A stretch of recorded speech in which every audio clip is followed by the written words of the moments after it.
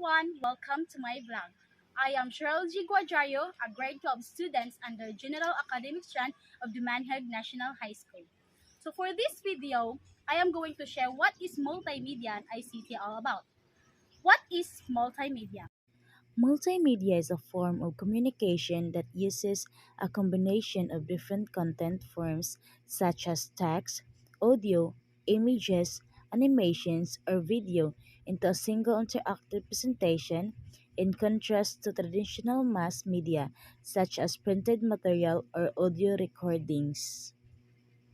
What are the benefits of multimedia in 21st century? Benefits of multimedia in 21st century: it improves students' problem solving and communication skills.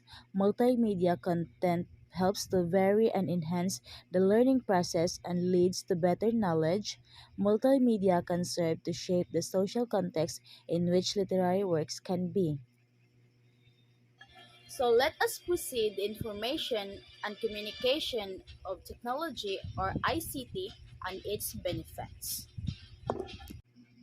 What is information and communication technology or ICT?